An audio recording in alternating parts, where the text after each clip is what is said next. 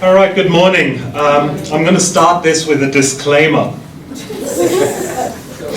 That is, this paper predates the most recent chapter of the Nygaard-Bacon saga and the reading of private emails in the House of Assembly that caused not only renewed calls for campaign finance reform, but also has the potential to lead to a standoff between Parliament and the judiciary, though the disclaimer was written before the most recent statements there. However, as usual, these discussions focus too much on the particulars of the current scandal and thus obfuscate the systemic weaknesses behind it. A broader theoretical look at parties and their role in our democracy is needed more than campaign rhetoric during the impending silly season. So I'm going to start with a quote now. Whenever there shall be occasion for the appointment of a Prime Minister, the Governor-General shall appoint as Prime Minister the member of the House of Assembly who is the leader of the party which commands the support of the majority of the members of that House, or if it appears to him that party does not have an undisputed leader in that House, or that no party commands the support of such a majority, the member of the House of Assembly who, in his judgment, is most likely to command the support of the majority of members of that House and who is willing to accept the office of Prime Minister. End quote. Now, if I'd known about Keisha's project before today, I would have asked her for the Good News translation of this passage, which is Article 73.1 of the Bahamas Constitution. And this is the only reference to political parties in that document. It acknowledges their existence but makes no provision for how they operate. In fact, while it links the post of Prime Minister to a party, it doesn't do so for the leader of the opposition, who merely has to be, quote, best able to command the support of the majority or single largest group of the members in opposition to the government, end quote. Today I will talk about how parties in the Bahamas are governed. This means taking a look at what laws, if any, are applicable, as well as taking a look at party constitutions, the internal mechanisms of governance. I will argue that the status quo is unsustainable. Now, the first law that comes to mind are probably the Parliamentary Elections Act and the Public Disclosure Act. While the former mentions parties, the latter, which has been discussed a lot over the years, usually for its lack of enforcement, only addresses individual candidates or individual members of parliament. Neither govern their mode of operation. Then, as a sort of second set of laws one might think of, there's the Broadcasting Act, the Broadcasting Rules, the Communications Act, the Utilities Regulation and Competition Authority Act, and these concern parties' access to the state-run media, codes of practice, standards for news programming and political broadcasts, as well as the appointment process of the people who oversee these. They do not govern parties. Finally, one could look at the Companies Act and especially the Companies Non-Profit Organizations Regulations of 2014, which define non-profit organizations as organizations, and I quote, that primarily engage in raising or dispersing funds for purposes such as religious, charitable, educational, scientific, historical, fraternal, literary, sporting, artistic, or athletic purposes not for profit. End quote. The Registrar General is tasked with promoting, and I quote again, transparency, accountability, and public confidence in the administration and management of non-profit organizations, end quote. Political parties aren't explicitly mentioned, but this is probably the closest description in Bahamian law that could be interpreted as encompassing them. The regulations also state, quote again, a person may, during normal business hours and on payment of a fee of $10, require the registrar to provide details of the information entered on register in respect of a registered non-profit organization, end quote. Now, I sent my research assistant there And he was told by the Registrar General's Department that no political party in the Bahamas is an actual entity on its register. Furthermore, when asked, several MPs were not aware of their parties being registered entities in any way, while some other MPs didn't respond to my inquiries.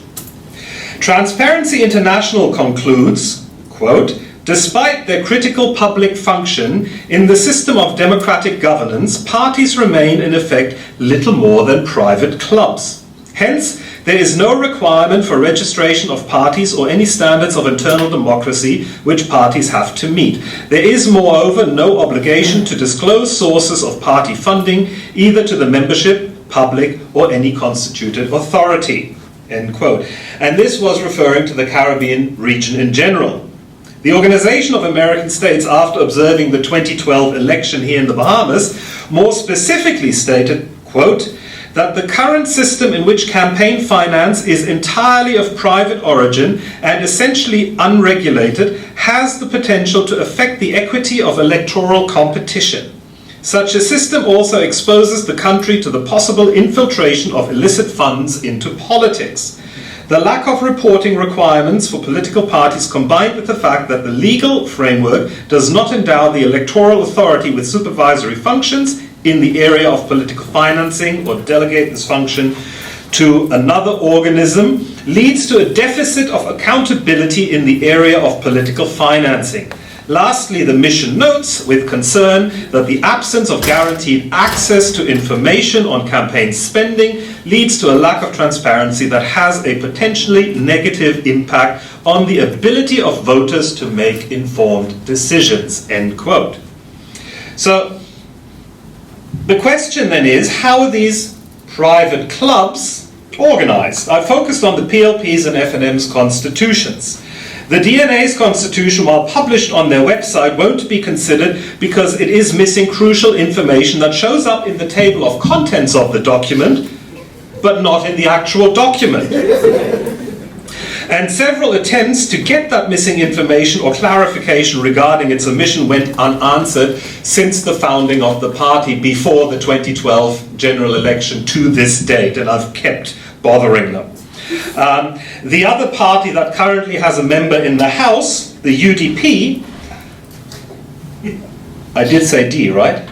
Okay, good. The UDP does not have a constitution. Their response to my query suggests that they don't consider such a document necessary. So the PLP's constitution is available on the party's website. Good. In its current form, it was adopted at the party's 49th National General Convention in 2005. Now, as a side note, this means that between the party's founding in 1953 and the adoption of the current constitution, the PLP had, on average, a convention every 1.06 years. In this briefest of summaries, I point to the three main bodies in the PLP: the National Leadership Council, the National General Council, and the National General Convention. These have decision-making powers. There's considerable overlap between these bodies. Vacancies are often appointed either by the leader or the chairman. Basically, the National Leadership Council is the core of the National General Council, and except for the stalwart councillors, the former also represents a majority of the latter's membership. The General Council, due to the large number of stalwart councillors, also represents a majority of delegates to the National General Convention. The number of stalwart councillors is unknown. Estimates range widely and go up to about 2,000. Now that's Front Porch Simon. Given the nomination powers and authority to set eligibility criteria, the upper echelons of power within the PLP perpetuate themselves. Furthermore, low quorums within its organs empower an inner circle to push through its agenda and candidates. For the FNM's constitution, I worked with the party's constitution as amended in 1996 and published on a private blog, because on the FNM website, if you go to Constitution, you end up on a blank page. It's not their official website, and information requests to Mackey Street remain unanswered. Its three main bodies with authority to make decisions, Central Council, Executive Committee, and the Convention, also show considerable overlap. The FNM's equivalent to the Stalwart Councillor is the Meritorious Council Member, MCM, and while there may be fewer of those in the FNM than Stalwart Councillors in the PLP, The Guardian recently referred to more than 200. And this could change over time. The party constitution only limits the number of new MCMs that may be appointed at any given convention. On the other hand, there are far more party officers as well as more formal powers to co-opt new members into party organs in between conventions. And again, low quorum requirements so that in the FNM too, the upper echelons of the party self-perpetuate. This obfuscating web of organs with overlapping membership in the party's constitutions is designed to give a decentralized impression, but creates a pseudo-decentralized reality. Neither party's written constitution is democratic in the sense of all party members being equal. Both are leader-centric, creating an oligarchic patronage system. If we expect our parties to play a role by mobilizing citizens, aggregating interests, recruiting candidates, developing policy proposals, and coordinating governments, in short, to be the stewards of our democracy, these structures alone are cause for concern. However, recently, parties' adherence to their own constitutions appears to be decreasing. The FNM may have only had a discussion about whether or not to hold its mandated biennial convention, but by the time the PLP convention comes around, if it comes around this year, it will have been at least 7 years since its last mandated annual convention. New parties operating without formal constitutions and established parties' leaders bending theirs as needed can be seen as an indication that, as in other areas of governance, the respect for the rule of law is deteriorating among the current generation of politicians. Without a legal framework for Bahamian parties, their constitutions alone aren't suitable tools to ensure democratic stewardship of our nation. But is there an international standard that could serve as a blueprint for reform? Now, many countries have party laws and they address aspects such as what constitutes a party, what's a party's legal status as an organization, or how a party is organized. Are their internal structures democratic? Are parties encouraged or mandated to promote diversity, for instance, quota for female candidates or ethnic minorities? What about parties' media access, particularly during, election time? How do parties receive and spend funds? For instance, can they receive unlimited donations? Do they have to disclose the origin of funds? Do they have to disclose their spending? Are anonymous donations allowed? Do parties receive state funding? And another important question, can parties be prohibited? For instance, if they pursue goals contrary to the Constitution or if they are linked to terrorist organizations. Party laws are generally passed by parliaments controlled by parties. So, some legal frameworks can then be described as monopolistic or cartel regulations limiting party competition through a variety of restrictive practices designed to benefit established parties in parliament or in government. Nonetheless, applied to the Bahamian context, many of the above points can trigger interesting discussions. The internal organization of parties is often discussed, contrasting the lack of democracy and transparency here with the spectacle of the primary system in the United States. Here, reform would necessitate fundamental constitutional changes. I submit the following points must be addressed first. To regulate political parties' governance and conduct, their legal nature as organizations ought to be defined, cautious that such regimes don't become too restrictive by creating barriers to hinder the ascent of new parties. 2. Regarding diversity in Bahamian parties, give you an example, women represent 52.8% of the population and 55.4% of registered voters. but only 16.5% of candidates in 2012 and only 13.2% of MPs once the votes were counted. The question of parties' media access during elections is addressed in Bahamian law, at least when it comes to ZNS. It favors the governing party over the official opposition and puts parties not currently represented in Parliament at a serious disadvantage. Now this, number 4, then leads us to party financing, for money translates into, amongst other things, speech.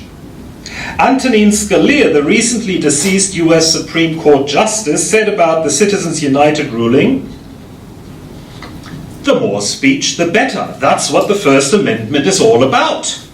So long as the people know where the speech is coming from. You can't separate speech from the money that facilitates this speech." That's Antonin Scalia. So long as the people know where the money is coming from, there is indeed considerable support for the idea that anonymous donations have no place in politics. However, a radically opposing view holds that all donations ought to be anonymous, with even the recipients of the donations not knowing the origins of the funds. Quote, "If incumbents could not know the sources of contributions to their war chests, they could not thank their benefactors with policy favors, nor could they extract contributions through intimidation. Donors wanting to support challengers who are routinely outspent by solid margins under the current system would not need to worry about reprisals from incumbents," end quote. If the origins of funds are important, as outlined above, so is party spending. The Parliamentary Elections Act, for instance, makes voter bribery an offence. An OAS researcher wrote about Bahamian campaign financing that he personally interviewed the chairman of the FNM and the PLP to find out what in the nature of funding was needed in the last election. The writer was told by both chairmen that each party probably spent around $5 million, but no more precise information was forthcoming.